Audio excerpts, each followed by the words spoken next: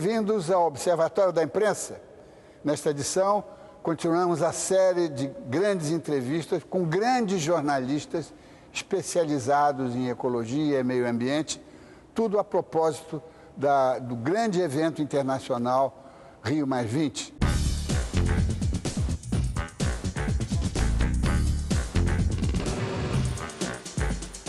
Temos hoje André Trigueiro, um jovem jornalista, um poderoso jornalista com uma capacidade de trabalho incrível. Espero que ele, se ele faz dieta orgânica, então ele é uma prova de que a dieta orgânica dá grande energia, mas é invejável a capacidade dele. André, bem-vindo ao nosso programa. Prazer e uma honra estar aqui. Muito obrigado. E eu acho que, ao focalizar a questão da imprensa e meio ambiente, nós estamos pegando uma questão central. Porque se não houver uma disposição coletiva para mudar todos os hábitos que nós estamos adotando velozmente, nós vamos nos aproximar do desastre. E quem pode criar essa consciência é a imprensa. É uma responsabilidade enorme num período que, segundo a comunidade científica, acadêmica, em inúmeros relatórios que estão sendo atualizados agora na Rio+20, apontam como um momento em que experimentamos a maior crise ambiental da história da humanidade. Eu acho que a função social do jornalista, além de denunciar os problemas, dar visibilidade aos diagnósticos, é sinalizar rumo e perspectiva, sim. E para isso a gente precisa minimamente buscar informação aonde nos cursos de comunicação ela não é ofertada. Tem um lado aí que é de autodidatismo, tentar quebrar esse estigma de assunto chato. A ciência, de uma forma geral, para o jornalista, via de regra, e para o grande público, é um assunto indigesto. E tentar mostrar o senso de urgência. Diniz, esse é o grande combustível do jornalismo focado em sustentabilidade nos dias de hoje. Quer dizer, não basta mudar, é preciso mudar rápido. É uma mudança, como você sinalizou na tua colocação bem feita, de cultura. São hábitos, comportamentos, estilos de vida, padrões de consumo. É fácil, ou seria mais fácil, se tivéssemos um vilão, né? Qual é o grande... O vilão somos nós. Somos nós. De alguma forma, nós precisamos ter a coragem de rever aquilo que até hoje fez sentido. E daqui para frente, se a gente não corrigir o rumo, a gente vai estar retroalimentando um modelo ecocida de desenvolvimento. Pois é. Agora, nós temos... pegando a questão do jornalista, não é, do jornalista individualmente, se você fizer uma enquete, todo jornalista é a favor da sustentabilidade, é ecológico, é a favor do meio ambiente, paz e amor, comida saudável e uma série de coisas. Mas isso são os aspectos cosméticos, exteriores, a coisa é mais profunda, é uma revolução. A questão do consumo, por exemplo, do consumo conspícuo, não é? É uma questão que tem que ser analisada, e os jornalistas e as empresas jornalísticas têm certos pudores com relação a esse assunto. Bom, se o jornalismo, por princípio, tem que incomodar, o jornalismo focado nos assuntos da sustentabilidade, ele tem uma capacidade de gerar atrito muito grande. É um bom indicador. Quando você está incomodando, você está no caminho certo. Esse é um ponto nevrálgico dentro da cobertura dos assuntos ambientais. Entretanto, eu acho que não há propriamente um problema quando a gente não estigmatiza o consumo em si, porque é preciso consumir para viver. Claro. A questão fundamental é o que gera excesso ou desperdício. Se o planeta é um só e os recursos são finitos, a gente entender como normal ou louvável o consumo pelo consumo, ou um modelo de sociedade onde a gente confunde bem-estar e felicidade com o acúmulo de bens e de posses, com todos os efeitos colaterais extremamente nefastos, a resiliência ou a capacidade de suporte dos ecossistemas, a gente precisa, portanto, parar e pensar. É possível ser feliz com menos? Eu não tenho dúvida de que sim. É uma sociedade que preconize como norte magnético da bússola o consumo consciente é sinônimo de quebradeira das empresas? Não. Então, esse caminho do meio, que significa a opulência das classes A e B ser diluída, então a gente não tem mais como valor civilizatório o consumo pelo consumo, e as classes C, D e E poderem experimentar o sabor da inclusão na sociedade de consumo, sem ambicionar essa opulência ou essa abundância, seria, em tese, um modelo mais equilibrado. É isso que no jornalismo a gente tem que defender também. Pois é. Agora, o jornalista tem que aprender a admitir o sacrifício, não é? Eu lembro que em 96, creio que foi em 96, quando em São Paulo adotou-se o rodízio de automóveis, que é uma coisa formidável, que a comunidade paulistana soube adotar e hoje é uma coisa consagrada, devia ser imitada, inclusive, aqui no Rio de Janeiro. Mas muitos jornalistas, muitas empresas jornalísticas, sobretudo radiofônicas, criaram uma celeuma incrível, não queriam abrir mão. E aí alegavam que não podiam admitir a quebra do direito de ir e vir. Ora, pelo amor de Deus. Eu vivi isso. O secretário do Meio Ambiente desse período é um amigo, Fábio Feldman, foi na gestão do Mário Covas. Um grande estudioso e batalhador. Ele é um verbete no dicionário do ambientalismo brasileiro, o Fábio Feldman. Na Constituinte, ele foi um grande proponente de inovação na nossa Constituição nesse sentido.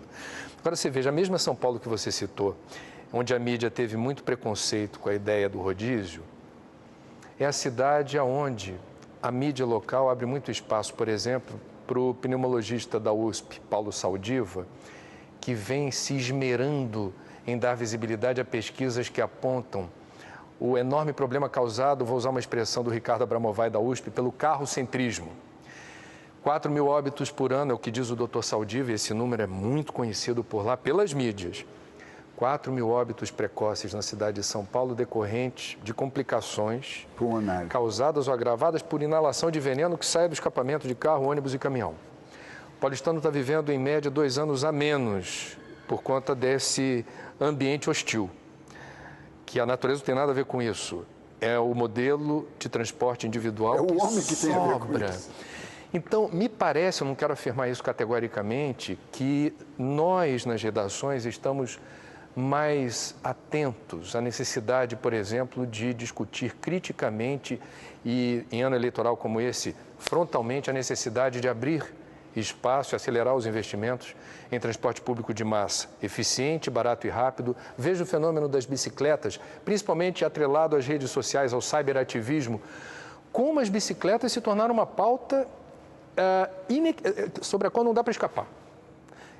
Por mais absurdo que seja a ideia de pensar andar de bicicleta em São Paulo, com aquelas... já é política pública.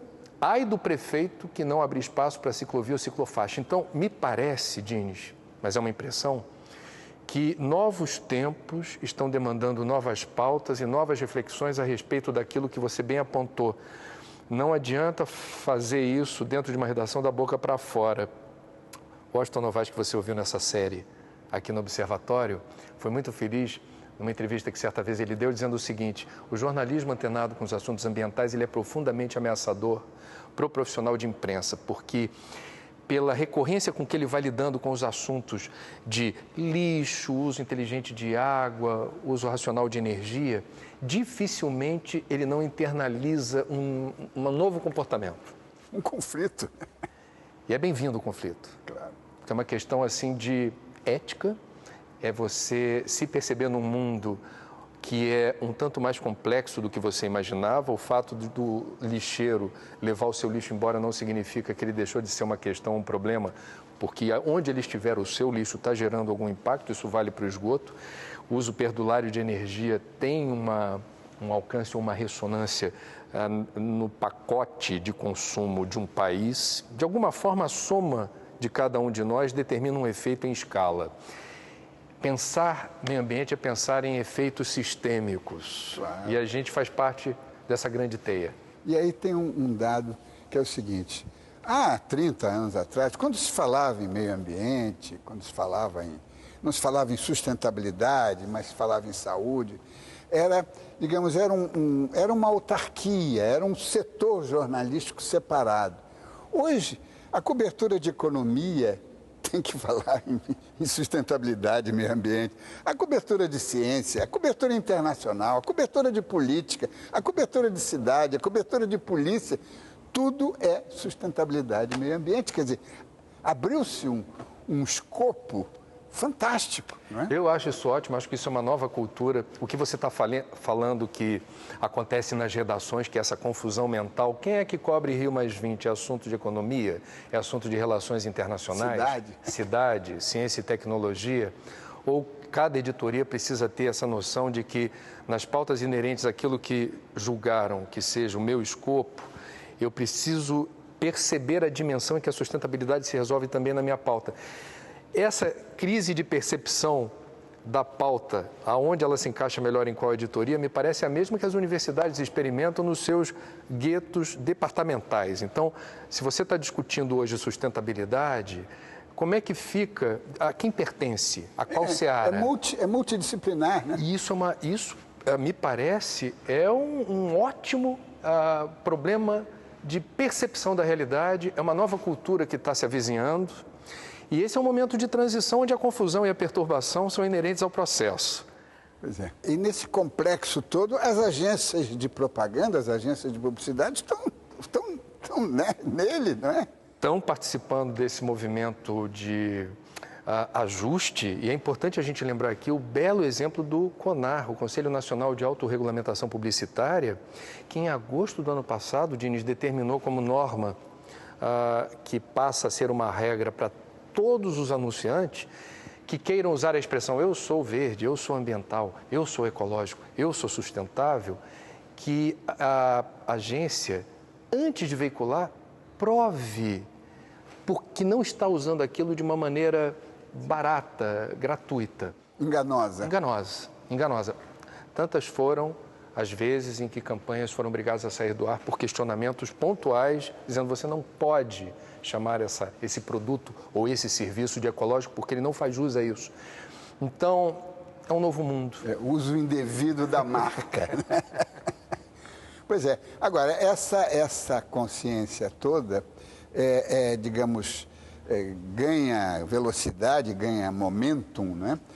Com um evento como esse evento que nós vamos acolher no Rio de Janeiro. Mas e depois do evento? O intervalo entre um evento e outro? Quer dizer, será que a mídia consegue sustentar a sustentabilidade? Essa é uma ótima pergunta. Nós somos reféns do factual. Então, a gente precisa de um evento, ou da divulgação de um relatório, ou de um determinado acidente, uma crise, um vazamento de óleo, uma queimada, para lembrar de um determinado tema e dar o seu devido espaço. Portanto, a Rio+20 tem, primeiro, o mérito marcar no tempo e no espaço uma enorme, gigantesca aglutinação de diferentes setores da sociedade. Nós temos, dentro do Rio Centro, paralelo ao encontro de cúpula, 500 eventos associados à ONU. E outros 500 eventos fora do Rio Centro, mobilizando cientistas, índios, empresas, prefeitos das maiores cidades do mundo, presidentes dos bancos nacionais de desenvolvimento dos países mais importantes do planeta. A gente vai ter empresários discutindo o quê? Saídas. Então, uma agenda positiva está sendo parida no Rio de Janeiro, porque ninguém tem, digamos, tempo e energia para desperdiçar só falando de problema. As pessoas que estão vindo ao Rio de Janeiro querem soluções. Problema... Aberturas, né? É um vício de origem no encontro da ONU reunindo chefes de Estado para discutir desenvolvimento sustentável. Eles sempre ficarão aquém das enormes expectativas da sociedade e dos cientistas, porque o timing dos políticos e o modus operandi é outro. A agenda será conservadora, o texto final deverá causar alguma frustração. Ainda assim, é importante a gente reconhecer que nós cobrimos a Rio 92 e estampamos fracassou o encontro, não tivemos, me parece, a devida percepção. Eu vou dar 2 exemplos apenas do que aconteceu nos encontros dos chefes de Estado e aqui no Aterro do Flamengo, no Fórum Global das ONGs. O encontro dos chefes de Estado, com a assinatura mesmo do George Bush pai, presidente americano, sacramentou o Acordo do Clima, que, embora não estabelecesse prazos ou metas para reduzir emissões, sacramentou o primeiro degrau de uma escadaria fundamental. Constatou um problema. Nós, abaixo-assinados, algo assim, nós, os países subscritos, entendemos que as mudanças climáticas são também causadas pela ação do homem e que algo precisa ser feito. Passou batido por nós, fracassou. Mas isso é extraordinário. Fundamental. 5 anos depois, protocolo de Quioto, portanto, tem a sua certidão de nascimento no Rio. E aqui no Aterro, no Fórum Global, os amigos na área da educação ambiental não cansam de repetir que aquelas quase 10 mil pessoas de várias partes do mundo que se reuniram aqui representando o terceiro setor, elas conseguiram dar um enorme salto na articulação em rede na área da educação ambiental.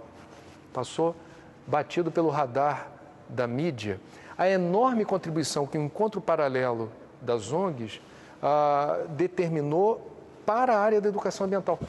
É muito difícil para a gente... É de baixo para cima, não é?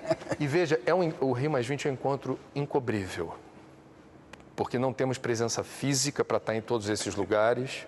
Uma onipresença divina. E eu suponho que as novas mídias são muito bem-vindas num novo gênero de cobertura que é via internet e você, numa plataforma digital, dizer assim, participe da cobertura. Na hora. Manda o que você está vendo, acompanhando daí e a gente, online, dá espaço para você. Vai ser importante isso.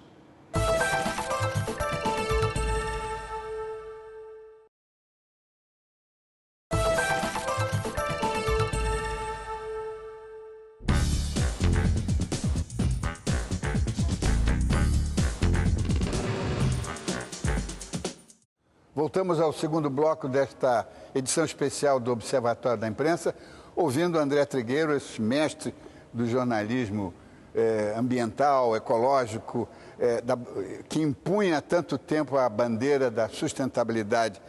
André, nós tocamos no assunto no outro bloco e eu queria avançar um pouco mais nisso, que é a questão da cobertura contínua, né? Quer dizer, o grande defeito do jornalismo periódico, né, é que ele é periódico e ele vive de impulsos, não é?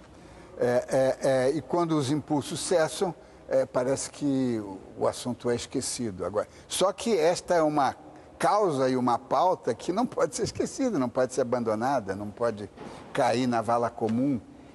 Eu acho que uma possível saída para esse problema que você diagnosticou bem, se há um problema tão importante e urgente a ser resolvido, por que sazonalmente apenas a mídia abre espaço para ele?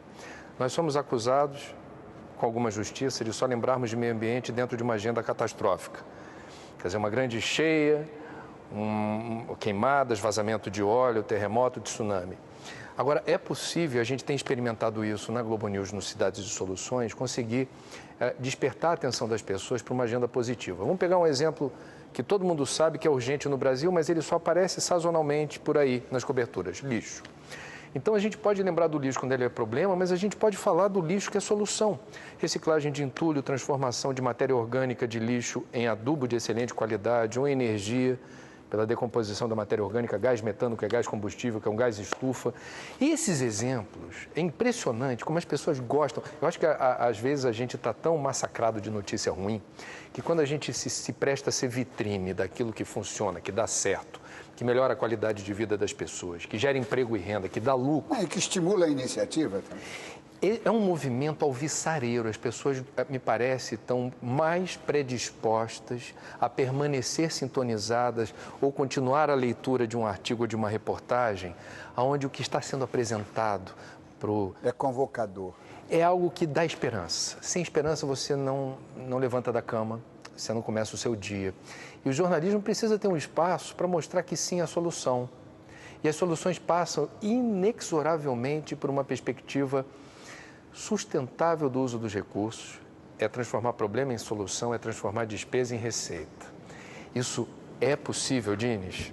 Isso está acontecendo e quando a mídia abre espaço para isso, ela não fica refém do factual, ela cria um espaço que tem atratividade, que gera atenção e mobiliza através do assunto um conjunto de pautas associadas que, para acontecerem numa reunião na redação, você precisa ter informação. Agora, na redação, seja da Globo News, qualquer veículo hoje, da grande e da pequena imprensa, o assunto sustentabilidade vai cair em que editoria? Há uns 15 anos atrás, informalmente, eu fiz essa pesquisa em 3 dos principais jornais, 3 das principais revistas e 2 das principais emissoras do país naquela época. Invariavelmente, quem cuidava desse assunto na redação era a editoria de ciência e tecnologia. Agora, hoje eu quero crer que a gente vai ter aí, digamos, pessoas, eu tenho visto isso em alguns congressos de colegas, que são aqueles que mais se interessam pelo assunto e começam a ser lembrados pelo chefe de reportagem que ele daria conta melhor desse gênero de assunto. Então, já não é uma divisão, não há um organograma formal, informalmente se descobre na redação aquele jornalista que, por uma razão qualquer, ele está mais interessado ou predisposto a fazer.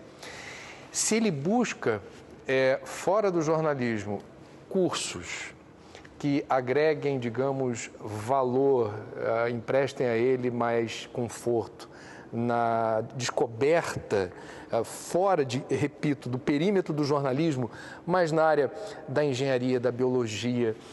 Cultura. Você leva isso para a redação e isso vira fermento. Eu acho o jornalismo, no século XXI, especialmente nessa área ambiental, ele não pode se entender como autossuficiente. A gente tem que beber de outras fontes, descobrir em outras áreas do conhecimento. Eu estou falando de formação. A gente precisa entender o que os cientistas estão dizendo quando afirmam que os ecossistemas do mundo estão saturados, é um risco de colapso em escala global na forma como a gente é suprido de água, matéria-prima e energia. Você tem que entender como é que ele chegou a essa conclusão. E o que isso significa? E como é que você vai conseguir tentar traduzir isso de uma forma, digamos, não pedante, sem replicar o jargão científico, sendo interessante, saindo do tati-bitate de um telecurso. Aquilo tem que ter cheiro de notícia. Claro. E isso, de empolgação. E tem que ter vibração. Eu acho que a gente está vivendo esse momento. A juventude está ligada no tema. Eu estou muito curioso assim, de ver essa nova safra que está aparecendo de jornalistas, que é a geração que já chegou ao mundo com celular e internet, e é a geração que consegue, com muito mais habilidade, buscar informação em outros quadrantes. E, portanto, me parece que esse jornalismo que se avizinha a partir do trabalho dessa garotada é muito instigante na forma como eles pensam e fazem notícia. Você acha que esse jornalismo digital é mais afirmativo, é proativo, mais do que o tradicional? Eu acho que há uma forma interessante da gente promover esses pontos de interseção entre diferentes mídias, né? Então, você pega hoje grandes articulistas, colunistas da mídia impressa que tem um pé na televisão, outro no rádio e outro nas redes sociais. É tuiteiro, por exemplo. É muito curioso como esse movimento ele se organiza e trabalha os mesmos conteúdos, Dini, de formas diferentes. Esse é um exercício jornalístico típico desse terceiro milênio. Quer dizer, como é que você constrói uma performance ou tenta ser multiplataformico, interessante, descomplicado, em diferentes níveis para diferentes públicos. Também por aí se desenha um novo desafio no jornalismo. Mas você acha que as redes sociais, os blogs, eles têm condição, eles têm, eu não digo competência, mas ele tem amplitude, metodologia, experiência para segurar a peteca no intervalo? Eu acho que o que precisa ficar claro é o seguinte: o que a gente está falando aqui de uma percepção mais acurada da realidade que nos cerca, um universo sistêmico que não cabe numa editoria ou num departamento universitário, não se aprende isso em 140 caracteres com espaço. Então, você precisa ter uma imersão, um mergulho no conhecimento, através dos livros, através, se possível, de cursos, tendo a oportunidade de conhecer pessoas que, através de uma conversa, e você demandando as pessoas a partir das perguntas certas, daquilo que você conseguiu beber dessas fontes, construir, portanto, um patamar de conhecimento que precipite você na direção dessas mídias ligeiras, sabendo usá-las com efeito isca. Então, você vai dar o link numa mídia digital, num texto de 140 caracteres com espaço, você vai fazer um convite para alguém dar esse salto na direção de um texto mais completo, mais taludo, e que a gente precisa de tempo, de decantação de novas ideias. A gente está falando de um mundo quadrado que precisa enxergar redondo. Não se faz isso por decreto, não se aprende isso num dia ou numa semana. Na área da economia, eu não sou setorista de economia, mas para eu entender que nova economia é essa que precisa reconhecer os limites ecológicos do planeta, eu preciso beber da fonte de quem tem algum prestígio nesse meio e está ousando pensar diferente. Então, eu vou ter que ler José L. da Veiga, vou ter que ler o Ricardo Abramovay, que está com ele na USP, o Ladislau Dalbor, da PUC de São Paulo, vou ter que ler o Sérgio Bessman Viana aqui, o Eduardo Janete da Fonseca fala sobre isso, e mais recentemente, para surpresa de muita gente, o próprio ex-ministro Delfim Neto fez um meia-culpa de público, dizendo assim: eu sou obrigado, por força das circunstâncias, a reconhecer que o mundo mudou e a economia precisa acompanhar as mudanças do mundo. Temos que ler. Pois é, mas as malfeitorias que ele fez, de Antônio Delfim Neto, estão aí, não é?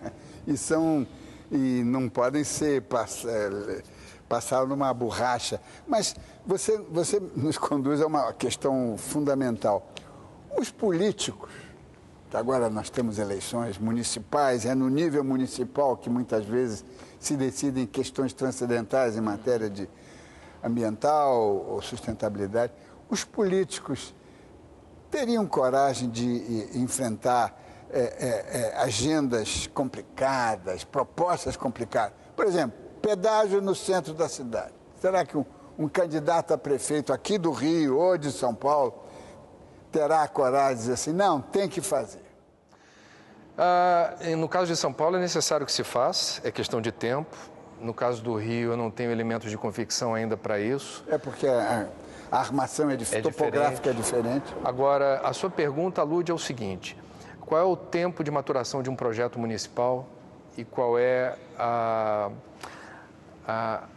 perspectiva que um prefeito tem de conseguir se projetar na política, hoje prefeito, amanhã, se Deus quiser, numa outra função, 4 ou 8 anos. Os projetos de longo prazo, eles não costumam se resolver bem nesse intervalo de tempo. E nós temos um pecadilho enorme na política brasileira, que é a interrupção de projetos bem-sucedidos. Descontinuidade. A descontinuidade administrativa é um crime de lesa cidade não tipificado no Código Penal. Isso é grave. Agora, eu quero dizer que eu tenho percebido muita determinação de uma enorme quantidade de políticos na esfera municipal, prefeitos, no executivo, que estão mais atentos à necessidade de ajustarem a sua retórica e as suas práticas a uma política sustentável na área da mobilidade urbana, na área da construção civil, ou seja, leis de uso do solo. Você ter a coragem, a maioria dos municípios brasileiros, veja, você ainda não tem plano diretor ou lei orgânica, isso é fundamental, porque é onde você vai estabelecer o trilho institucional das ações naquele espaço. Mais gente está preocupada com isso. Como é que você pensa no dia a dia da cidade o espaço do verde? A ONU preconiza como importante para ter qualidade de vida 12 metros quadrados de área verde per capita. Porque isso não é só uma questão estética de bem-estar, o que não é pouca coisa. Você ter uma paisagem aprazível como a gente tem aqui, mas é umidade relativa do ar, é a temperatura, é o microclima. Tudo isso passou a estar presente na agenda dos prefeitos. Então, eu me alegro de ver boa parte do Brasil, a maior parte dos estados seguramente já aplicar o ICMS ecológico, que é você repassar o ICMS para os prefeitos que fazem o dever de casa em relação à gestão de bacia hidrográfica, em relação à destinação final dos resíduos, em relação à forma como você preserva áreas verdes. Isso está acontecendo. Alguns prefeitos já praticam o IPTU verde.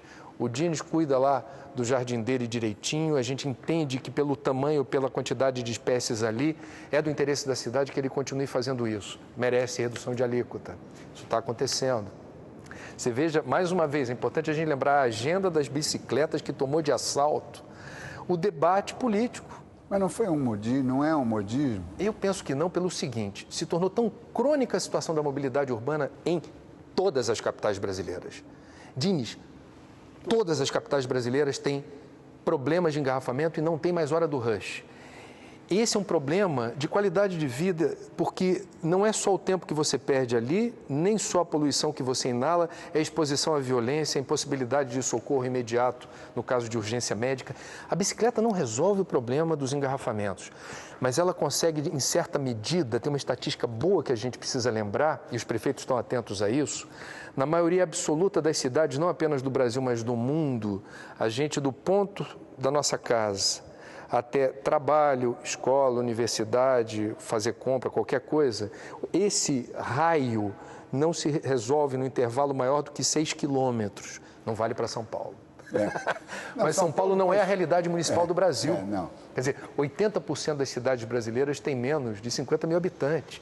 Então, a gente está falando de a chance que os prefeitos têm de estancar na largada a metástase de um modelo de crescimento urbano que entende o automóvel como sinônimo de status, prestígio e conforto. Errado, não está dando certo, faliu. Esse modelo faliu. Não importa se são grandes anunciantes, a gente não é contra o carro, a gente é contra um modelo de mobilidade urbana que causa enormes prejuízos a quem consome mídia. Sim, mas aí vem o governo e precisa dar uma dinamizada no processo econômico, que está, digamos, ligeiramente tendendo à recessão e, de repente, estimula a venda de automóveis. Esse debate terá lugar na Rio+20. PIB, precisa ser revisto esse método de contabilidade de riqueza. O Katrina, que foi o maior desastre dos Estados Unidos, o principal desastre ambiental dos Estados Unidos foi o vazamento da BP no Golfo do México, mas um desastre causado por nós, pelo homem. Agora, desastre natural, natureza é culpada, entre aspas, veio o Katrina. O Katrina promoveu um aquecimento do PIB americano fenomenal. Reconstrução de casa, de ponte, de viaduto, etc., dinamiza a economia. Dá para a gente ter esse parâmetro de medição de riqueza, estabelecer que ele seja absolutamente confiável, quando um Katrina ou quando a indústria de automóvel derrama indiscriminadamente veículos em cidades já saturadas e a gente diz, beleza, estamos gerando emprego e renda e produzindo riqueza. Ok, os economistas que eu citei há pouco estão fazendo a conta de um jeito diferente, precisamos prestar atenção no que eles dizem. E de que conta é que eles estão fazendo?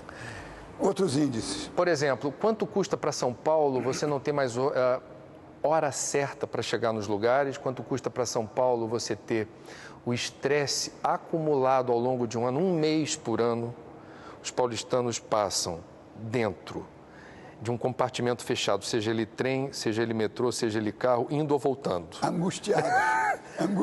Então, não é só o tempo perdido, mas é um tempo psicológico que gera algum dano. Você vai descontar isso, alguém vai ser o fio terra que vai desaguar essa energia retesada. Qual é o custo, como já disse, de você ter uma parturiente, uma pessoa que foi acometida de AVC ou uma doença coronariana, precisa de socorro imediato? Não tem. Qual é o custo, como já disse, da inalação progressiva de veneno, de toxina, de poluente, que vai tornando a gente menos disposto para a vida?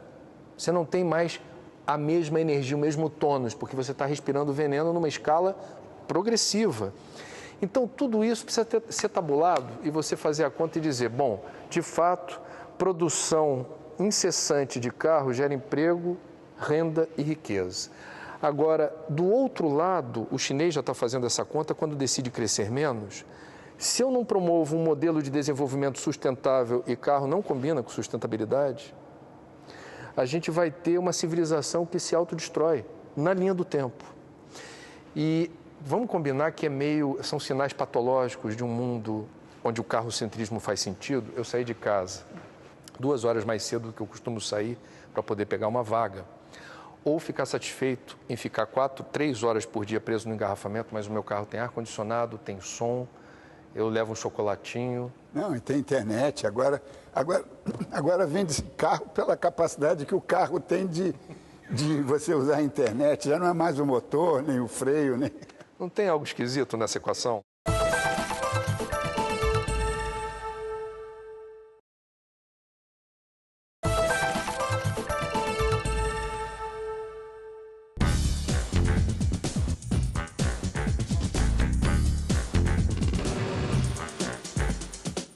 Estamos abrindo o terceiro bloco do Observatório da Imprensa, uma edição especial dedicada ao Rio+20, com uma série de depoimentos com grandes especialistas. Hoje temos aqui o professor André Trigueiro. André, e Deus nessa história, hein? As religiões? As tradições estão ajustando seus discursos àquilo que as escrituras, que lhes empresta sentido, disseram, o que elas têm a dizer sobre essa crise ambiental. Aqui no Brasil, Leonardo Boff, dentro do cristianismo, não só do catolicismo, foi uma das vozes pioneiras fazendo essa acoplagem da teologia cristã e a crise ambiental. A gente vai encontrar no judaísmo, entre outros, Newton Bonder, que... Não, é o Moisés que quando determinou que você precisava dar um descanso sabático à Terra... A necessidade da pausa. Tem um texto do Newton Bonder que fala justamente sobre isso, que eu, inclusive, publiquei num livro, Espiritismo e Ecologia, doutrina espírita também fazendo esse exercício. As religiões afro-brasileiras dependem da natureza para existir. Claro. É o resgate do sagrado presente nos elementos naturais. A Sua Santidade, o Dalai Lama... A santidade para os budistas tibetanos, se deteve no site dele, original em inglês, 20 textos sobre sustentabilidade, que vão desde a importância de plantar uma árvore até como a sustentabilidade deve ser entendida como um valor civilizatório. Tudo isso, Dines, empresta sentido à teologia ambiental, ou seja, as religiões, por princípio, devem ser sustentáveis, porque todas explicam ou pretendem explicar o sentido da vida, valorizam a oportunidade da existência, e se a existência corre risco por conta de equívocos que estamos assumindo, importa resgatar uma dimensão ética da religião para corrigir o rumo na direção da sustentabilidade. Mas nos Estados Unidos, os evangélicos americanos, que é um capítulo à parte na história das religiões, né, eles são ferrenhamente anti-ecologia, anti-ambiental, anti-ambiente, né, o negócio é Deus quer assim, não é o homem que está estragando o clima, em suma, tem aí um problema. Antropocentrismo radical calcado na visão ou na interpretação literal da Bíblia, especialmente do Antigo Testamento. Na Gênese, na primeira página da Bíblia, está lá, digamos, o selo divino marcando o homem como filho de Deus e a terra que ele teria, digamos, o passaporte carimbado para explorar como bem entender os recursos da natureza. A interpretação literal da Bíblia avalizaria o lado predador, ou seja, eu existo para me locupletar e fazer uso de tudo que está aí, que é menos do que eu. Agora, a visão ecológica, ou a interpretação da realidade a partir da ecologia, entende que cada pequeno ser, por mais desprezível que seja, ele tem uma função estratégica no equilíbrio e na resiliência de tudo que existe. E a interpretação não literal da Bíblia avaliza isso. Francisco de Assis, 800 anos atrás, ele preconizou exatamente o valor dos outros seres vivos por existirem e serem tão sagrados ou filhos de Deus, criaturas como nós. Mas esse não é a área sobre a qual me sinto muito confortável. Não, eu fiz essa pergunta porque, levando em consideração o tremendo poder das confissões religiosas neste mundo pseudo-racional, pseudo-científico, onde as religiões têm um poder de convocação, de mobilização e até de blindagem das consciências, né? E a espiritualidade transcende a moldura da religião. Você pode não ter religião, mas se considerar uma pessoa profundamente espiritualizada. Claro. E a espiritualidade, ela deve ser entendida como uma busca pessoal e intransferível na direção do sentido da vida. E quando a gente para pensar no sentido da vida, percebendo o risco que a vida corre por escolhas que estamos fazendo, há que se dar uma resposta a isso no plano individual, no plano profissional. Então, se somos jornalistas, dentro do jornalismo, há que se buscar um sentido para o jornalismo em tempos de crise ambiental. E em outras frentes que eu acho que a Rio+20, como já disse, catalisa. Ela demarca no tempo e no espaço a necessidade desse debate, da troca de ideias e experiências na busca de um outro caminho. Descendo para a esfera mais terrena, né? A pauta brasileira, quer dizer, claro que a gente pode falar horas sobre as necessidades, as prioridades brasileiras, mas tem aí uma pauta mínima. A seu ver, qual seria a pauta mínima para cada cidadão brasileiro ter isso entranhado, não é? Interiorizado, para saber, não, isso aqui é que nós precisamos defender com unhas e dentes. Qual seria ela? Primeiro, a sua pergunta permite que eu faça rapidamente uma autocrítica enquanto membro desse coletivo de jornalistas. Fora do eixo ou do triângulo Rio, São Paulo e Brasília, as grandes mídias têm uma enorme dificuldade de perceber onde há notícia, por N razões, inclusive de logística e custo. Mas respondendo à sua pergunta, no Brasil a gente precisa prestar muita atenção em relação ao enorme passivo socioambiental causado pela falta de saneamento básico. Não é um assunto só invisível no plano político, é invisível nas mídias. A gente não percebe esse enorme risco da gente ter a ilusão de se afirmar como potência, sexta economia do mundo, país com direito a assento no Conselho de Segurança da ONU e que, segundo o IBGE, praticamente metade dos domicílios DINES simplesmente não estão conectados com rede coletora de esgoto. Não estou nem falando de tratamento. Tratamento não chega a 35%, 38%, e normalmente é o tratamento primário, separa o sólido do líquido. O efluente tem contaminante. Essa é uma agenda invisível e ela precisa estar presente porque são indicadores vexatórios e medievais de saneamento. E isso não combina com o Brasil do século XXI, a agenda do saneamento. Isso inclui lixo. A gente tem uma política nacional de resíduos sólidos que tem que estar mais presente na nossa pauta. 2014 não é para ter mais lixão no Brasil. Aproximadamente 60% dos municípios brasileiros abandonam a céu aberto seus resíduos. Isso é grave, isso requer recursos, política pública, requer monitoramento, fiscalização, multa. E a gente precisa mostrar a importância do Brasil ter lei federal para lixo. O outro capítulo, muito rapidamente, um tanto óbvio, é como a gente não pode imaginar um país forte, reconhecido como potência no longo prazo, sem promover uma operação desmonte daquilo que hoje determina a voracidade do desmatamento.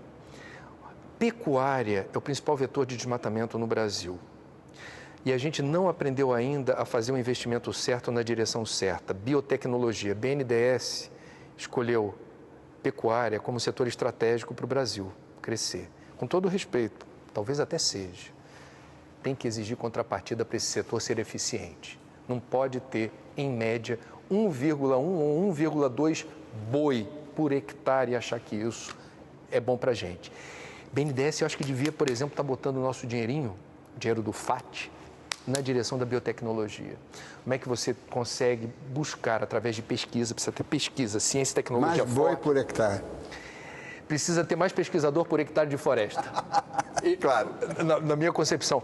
E você ter produtos com alto valor agregado, que o Brasil continue sendo um mega produtor de proteína animal, mas que a gente comece a desenvolver patente de produtos medicamentosos a partir de extratos vegetais ou animais, peçonha de cobra, veneno de sapo, casca de árvore, seiva de folha, e isso virá produto com altíssimo valor agregado. É a vocação da gente, está aí, a gente tem uma farmácia monumental que está aqui. O Brasil é o único país do mundo com nome de árvore. A gente tem o maior estoque de biodiversidade. Bem lembrado. Algumas espécies são endêmicas, só ocorrem aqui, em todos os biomas. E eu não consigo ver, não vi ainda, política pública que reconheça esse patrimônio mega biodiverso como sendo, digamos, o grande trunfo que só o Brasil tem. É o que nos distingue perante o mundo, e o mundo sabe disso. A biopirataria está aí. Está aí. E a gente não consegue transformar isso, digamos, no nosso... Assim, esse é o nosso caminho natural. Ser possessivos, né? Nós temos... E fazer valer aquilo que os outros já percebem há muito mais tempo do que nós, e nós temos uma certa dificuldade. Ainda é prevalente, e não por acaso, toda essa celeuma que envolveu o debate sobre Código Florestal, enxergar uma floresta e não reconhecer ali capital natural. Você conversa com qualquer representante, e daqueles mais importantes do movimento ruralista, especialmente quem está no Congresso, eles entendem como um problema a mata. Para ter valor agregado, eu preciso desmatar e transformar aquilo em outra coisa. O que eu estou sugerindo é que a gente reconheça. A mata... Ela tem viva, riqueza, demanda pesquisa, o resultado vem no longo prazo, mas é um resultado muito, muito mais interessante do que vender minério, do que vender proteína animal, do que vender grão. Que a gente continue fazendo isso, mas aonde já existem áreas desmatadas. Não precisa desmatar 1 hectare de floresta a mais para a gente se afirmar como celeiro do mundo. Eu acho que a gente precisa otimizar a produção na área já disponível. E sempre me intriga o fato de você ter países como ou governos, por exemplo, como da Grã-Bretanha, que você tem Ministério da Agricultura e do Meio Ambiente ocupando uma só pasta. Que é a lógica. E aqui a gente tem essa rivalidade, essa dificuldade de promover o diálogo e esse dissenso tão horroroso. Eu me lembro muito de Assis Absaber, e ele vai fazer falta, está fazendo falta nesse período da RI+20, grande figura, no né? seu conhecimento. Holístico, né? Da interação dos saberes e do conhecimento e através do discurso dele, isso que eu estou tentando aqui com muita dificuldade de explicar, mas ele fazia isso com elegância, que é o Brasil precisa se voltar para isso que a maioria das pessoas ainda não entende como riqueza, mas é riqueza. André, tem um assunto que é antigo, mas que ele está presente nessas discussões. A indústria papeleira, há mais de 50 anos, apresentou uma fórmula. É a fórmula da sustentabilidade, não é? Do reflorestamento. Eles estão estudando isso já há meio século, talvez até um pouco mais. Como é que você vê isso? Isso para inglês ver, ou realmente aí tem um elemento que pode ser usado positivamente? Houve avanços, é preciso reconhecê-los, mas é importante a gente não usar a expressão floresta para plantação de eucalipto. É um detalhe que faz toda a diferença. Claro. Não existe floresta de eucalipto. Existe plantação de eucalipto e a plantação de eucalipto é uma monocultura que erradica a biodiversidade. Então, a tentativa deles, isso foi uma inovação, em alguns lugares me parece, para melhor, você faz então esse mosaico de áreas de eucalipto misturadas com áreas onde você cultiva outras espécies. Não é floresta, é outra coisa. Segundo, me preocupa ver algumas lideranças desse setor dizendo assim, pode imprimir papel, você está ajudando o meio ambiente, porque está me obrigando a plantar mais árvore e retirar CO2 da atmosfera.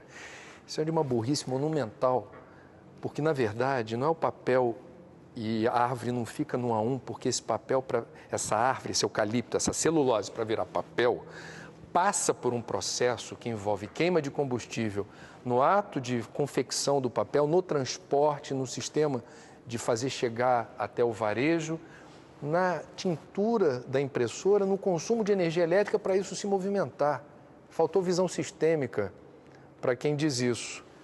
Portanto, o que me preocupa no Brasil em relação a esse assunto, basicamente, é o seguinte, a forma assodada com que alguns estados estão promovendo licenciamento de áreas para a plantação de eucalipto.